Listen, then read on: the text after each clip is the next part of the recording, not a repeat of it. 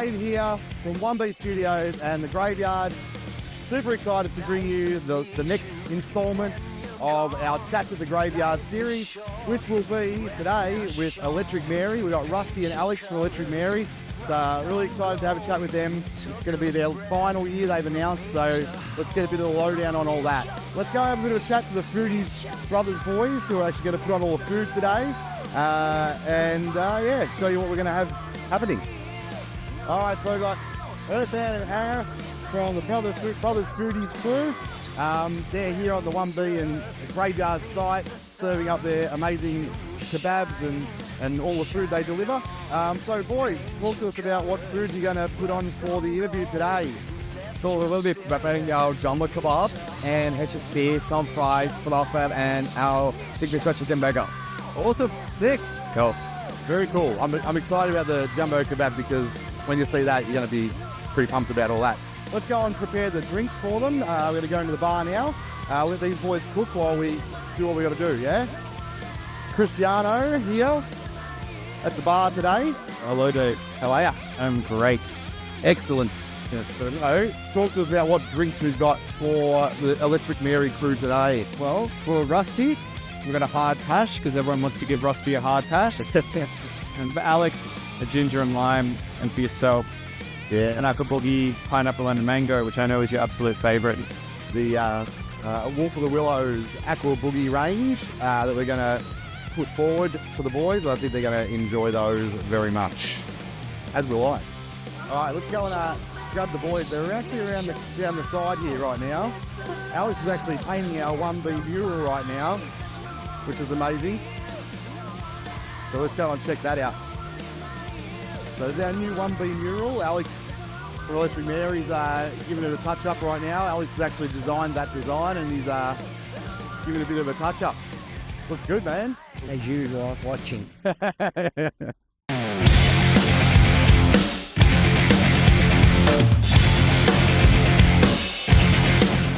So welcome to the Graveyard and 1B Studios. As I do know you boys pretty well. I've worked with you for some years now and had a lot of your recordings up the road.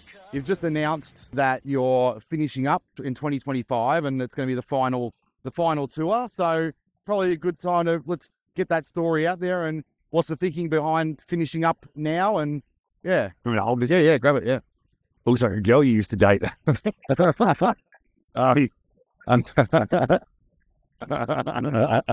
They just, yeah. How long have we been going now? How many years? 22 years. Yeah, we're definitely getting older. And honestly, there used to be a band in Melbourne, and I won't say who the band is, but they were a great band, right? And they used to pull massive crowds. They were fucking killer band. And then they played for so long that in the end, they were playing to like 5 people at some shit pub somewhere in, wherever. And we were always like, we're not going out like that. We're not going to go out. We want to go out while we're still good. And we're starting to get old now. And, I feel old. But yeah, but we don't want to go out that way. We want to go out good when we're playing well and then just never play again. Like no reunion tour, no nothing. Just, I reckon we don't want to go out like that. Yeah, cool. Yeah. That's fair enough. Yeah, we've been talking about it for a little while, but it was at time. Yeah. So we done a lot of tours, a lot of time on the road, and they'll get things off. Yeah. I mean, what do you think, Rusty? What's... Well, the funny thing is I told Alex last year, it might have been earlier this year, I think it was a gig at the SP Gershwin, and I had in my mind, I'm just going to announce we're not playing.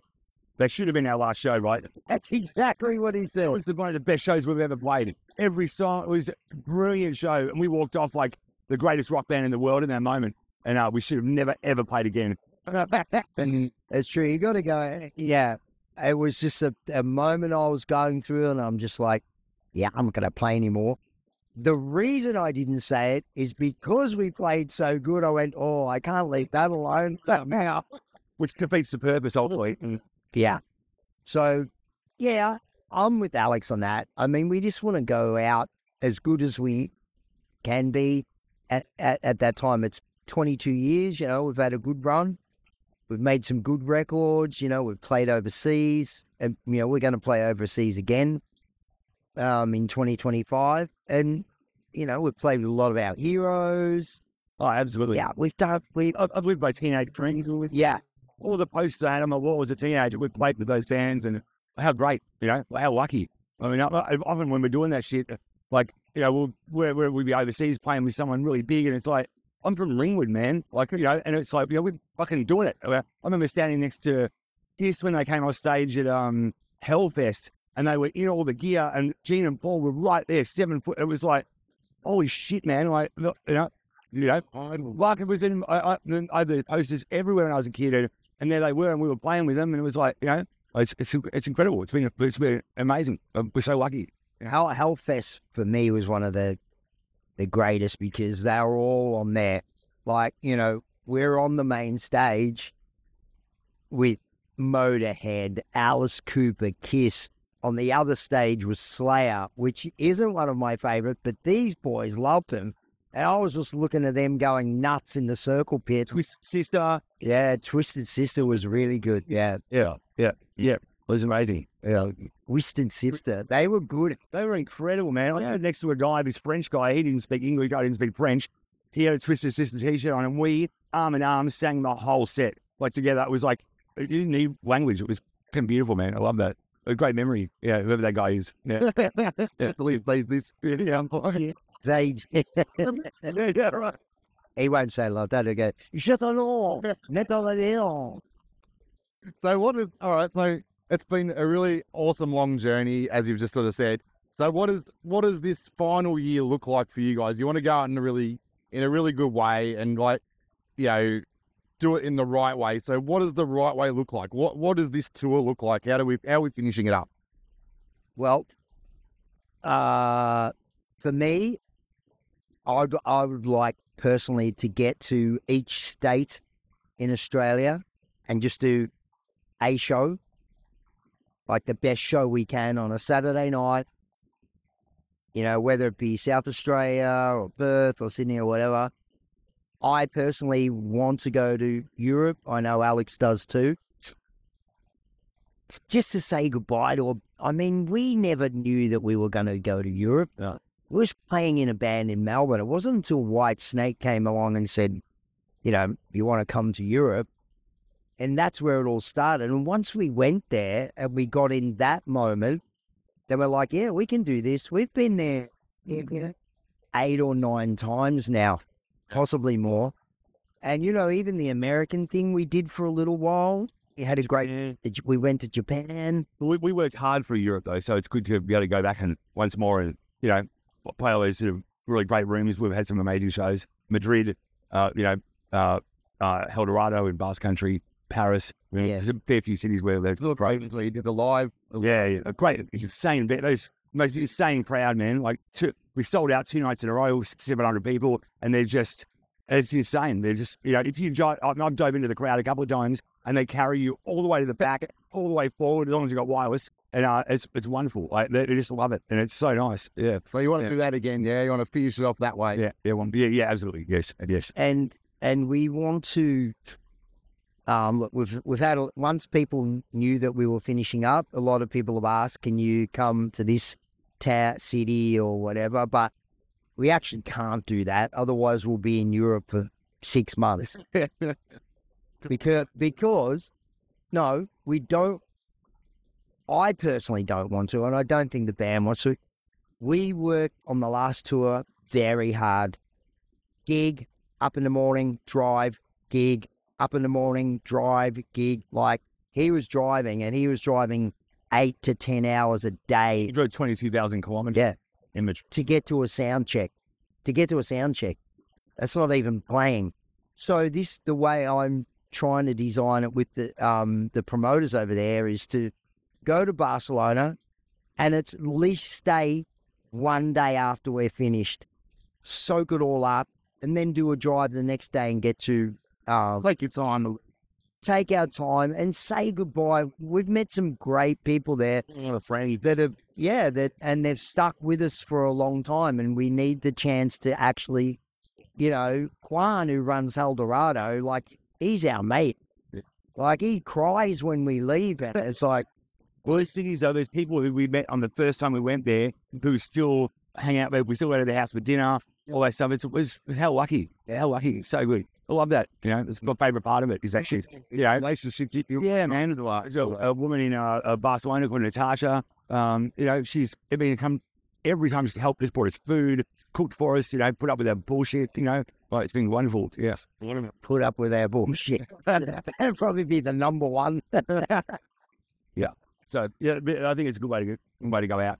Yeah. Are you going to do a final show in Melbourne? Yeah, it's already been worked out. So this is a bit selfish and self-indulgent, I suppose. But I went to see Glenn Hughes, who we toured with in Australia, at the Croxton Park Hotel in Thornbury just a few weeks ago. And, mate, there was 1,000 people there. Now, the Croxton Park is where I first saw a band at the age that you were allowed to go to see a band.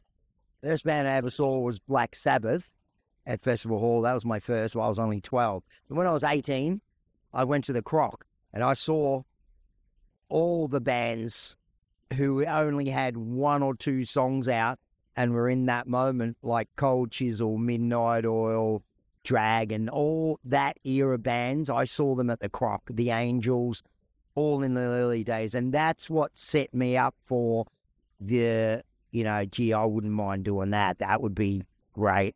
Like, when you... Cold Chisel were great. Probably no one was as good as Midnight Oil at the start because they were a rock band. They had this song called Cold, Cold Chains they used to open it up with, and it was just so good. And you're looking at a 6 foot whatever guy, and giant with a bald head. Yeah.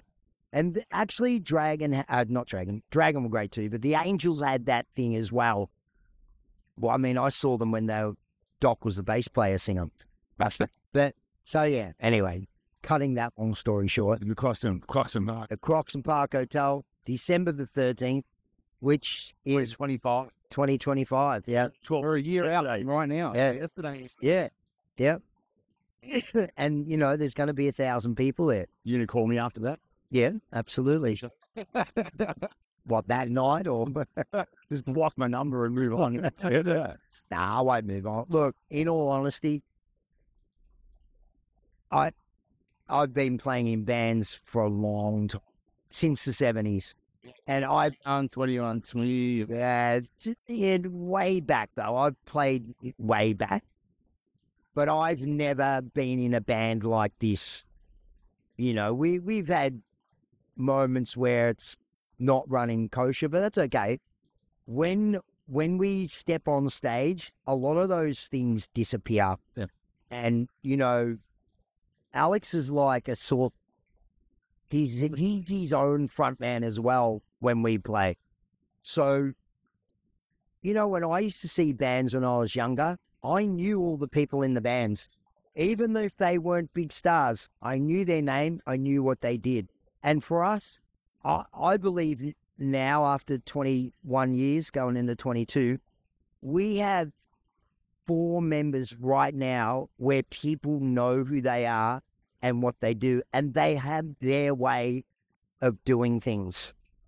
And, you know, when I'm singing on stage and we're right in a moment, but we can run around and not bump into each other, it's mental because, you know, you're on an ice rink, really. You could be doing anything, but you don't. You just know where that moment is in the song and you do that thing, and it's amazing. It's amazing. I was going to say wonderful, but that's Alex's word. Amazing. It is. You're going to miss it. What are you going to do after? I'm not going to miss it. I'm not going to miss it. I'm not going to miss it. I'm telling you now. I don't know if this is the right thing to say, but I want it to end for exactly what he was talking about.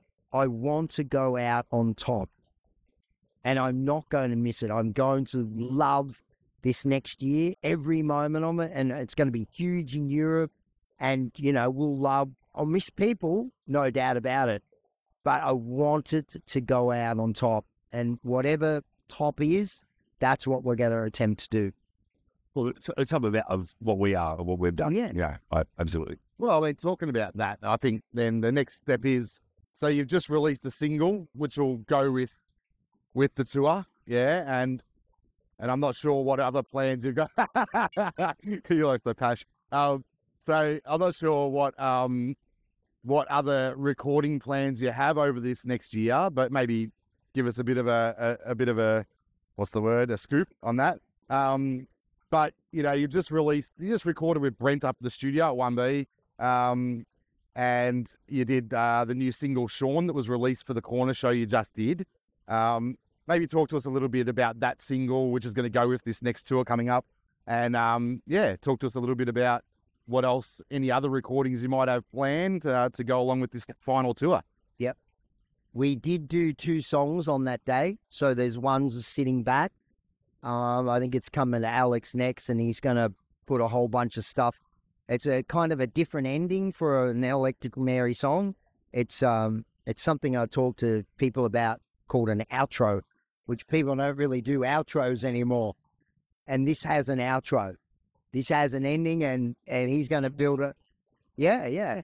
And we will do more songs as well. I mean, he's still sending bits and pieces.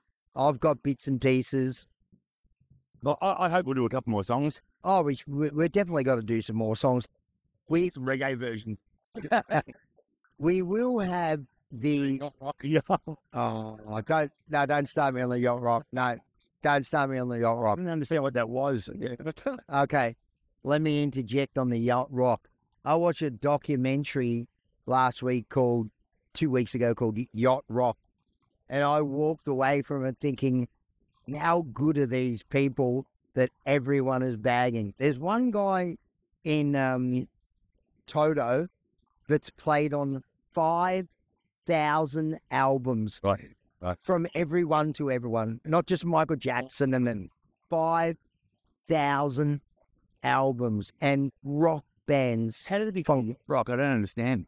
It was a joke of these comedians who are on Saturday Night Live. They started it up. Right. Yeah. And Yacht. they went to, it's horrible. But when you watch the doco, you go, this is actually really good, these people. But when they talk to, Donald Fagen and the other guy, they really did it's that bad. Whatever they're The Genesis of Yacht. The beginners of the yacht rock. At the end, as the end credits roll, they ring this guy, they ring him up, Donald Fagen, and they say, we're the thing from the documentary Yacht Rock. He goes, sorry, what was that? He goes, oh, we're the directors from Yacht Rock, and we want to know if you want to talk. He said, how does get fucked? Perfect, right? Perfect. And that's the end of the that's the end of the film. Ruined it, Paul. Oh, yeah. No. It actually is an interesting doco. I mean, music docos for me are always interesting. Even though I don't like the subject, you'll always find something in there where you go, oh. I even watched the chick, the skinny American singer, what's her name? Sells all the tickets for the gigs. What's her name? Taylor Swift. Yeah. Even her doco was interesting. She's a hard worker, man. Yeah. Hard worker. Like, you got to have respect. You don't get to that level without no fucking way. Like, when she's getting waiting for the phone call about a Grammy nomination or whatever, and they call and they say, no, you haven't been nominated. She's like, oh, I just have to write a better record. And that's it. Just goes back at it. Like, let's go. Amazing. I'm waiting for the P. Diddy doco. That'll be the one. Out on Horn of the Run. I was in the wrong Jovi doco. Well, it should make a wrong Jovi doco. For those who don't follow Electric Mary, maybe, we do have a lot of small YouTube docos throughout the years that we've been in Europe made by Al. So I love them. I still watch some of them. Yeah, still like postcards. Yeah, that's what they are. Yeah, they're good. So talk about Sean. So Sean was written, Alex gave me some music. I had a mate named Sean, and he passed away in July. Alex gave me the music for this song probably 6 weeks before he passed. And I started writing what I thought was okay. And he got back to me after I sent it to him, and he said, yeah, it's not bad. What are you saying there? And I said, I really like that. He goes, I like it too, but what are you saying? I said, oh, it doesn't make sense. I'm saying another one in my ear, another one out. But I really like it. It sounds like it's something. Anyway, fast forward, Sean passes away. I'm in the room and, half an hour goes past and someone says, you want to spend a couple of minutes with Sean? So I've known him since, high school. And I lean into him. I was just being me, silly. I mean, my mate's there. He's not alive anymore.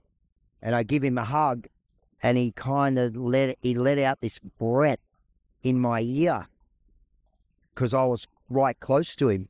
And I was like, I just got up and walked out, and I'm smiling. And they're like, what? Like he's dead? And I'm like, no. He just said goodbye to me. Right? I got that. He just said goodbye. And a couple of weeks later, I went back to the song, listening to what Alex said. I tried changing the verse and that, and I just started writing about Sean. It just came out. And when I got to that bit, another one in my ear, another one out, as weird and as funky as this may sound, that's what happened. But I'd already written that weeks before. And so I was never going to change that bit. And then Alex said to me, what are you going to call it? And I said, I don't know, man. He said, just call it Sean because it's about Sean. So just say it. And I was pretty taken aback. It's an emotional thing for me. And probably didn't realize how much a part of that he was in my life until he was gone, because we still, were matey, but he had another life and I have another life. But once he passed, I really went, oh, we've actually done a lot of things too outside of that when we were 15 years old, So yeah, the song it's had a great reaction in Australia so far, but I'm not sure about overseas yet, but those numbers will come in. I'm doing a lot of interviews on, radio. None of them as good as this one. None of them as good as this. That's been the best of it. Well, this has been real. You can chop me off at any time. No, this has been real. It's good. Well, we don't get to be together a lot in interviews. Like I do most of the interviews, which is after a while, I'm just saying the same thing all the time. We went to Japan together. That was amazing. So I went and did a solo Electric Mary some songs because I don't play them really. And then Alex came over and we did this show. I don't know what it was called, television show, but it was a guy like Molly Meldrum, but a Japanese guy. And it was mental. And when we were waiting in the green room, right? And someone come and said, oh, they're ready for you that. Everyone that worked there was lined up either side of the passageway, flapping us as we walked through, and we're like, wow. The best part about that for me was when I got to the airport and there was a few people there, like fans of the band, and this woman, she made me food. It was like a big cookie. I was like, thanks. And I had a massive bite. She's like, no. After show. And what I didn't realize was that it wasn't a marijuana cookie, it was a magic mushroom cookie. Yeah. So by the time we got on that TV show, I was like tripping balls, man. It's on YouTube and I've got my glasses on. I'm just like, it was a bit raw. That was, mate, it was crazy. Rusty, all the talking. And then when they were clapping as we were walking down, I was like, oh, that was amazing. Yeah. Talking about mushrooms, they're on their way. Good. Yeah, here we go. Look at nice steaks, boys. Is that just Alex's? Yeah. Well, that's probably just yours, but yeah. There you go. The jumbo kebab. Fight over that, boys. So while you're here, so talk us through what you just brought out, mate. So we got the jumbo chicken kebab, some fries, lamb HSP, our signature chicken burger, and some falafel with the hummus dip. Oh, yeah. It was amazing. That was awesome. Those two, no one else allowed to touch them. Awesome.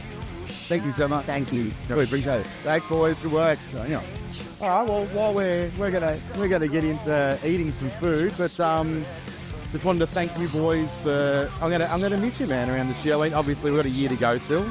I'm gonna miss you around this place, and I still think I'm gonna be able to pry you out of retirement from here to there, and hopefully get both of you, I'm sure, back in for this and that. And I would suggest, when we were talking about that before, that we would still write songs. Yeah. The Electric Mary doesn't have to die. It's just in the lives of... Now you're back. You're going to go out, mate. and I wouldn't miss it live. But thank you for all your support, man. We really appreciate it over the years. And it's really great. We really appreciate it. That's absolutely my pleasure, Alex and Rusty. Thanks so much for doing this as well. I appreciate you coming down and thanks for the mural too, man. It's awesome, Alex, that you to contribute to the community and what you're doing. And Rusty, you work out of the studio up the road as well. So, you both contribute heavily to our community, and I really appreciate what you guys do. So Have we paid all our bills? probably, yeah, no, I think you have. And now you just have to pay like $3,000 to the Fruities Brothers boys, and we're all square. Right. Thanks, man. All right, thanks, boys. Appreciate it.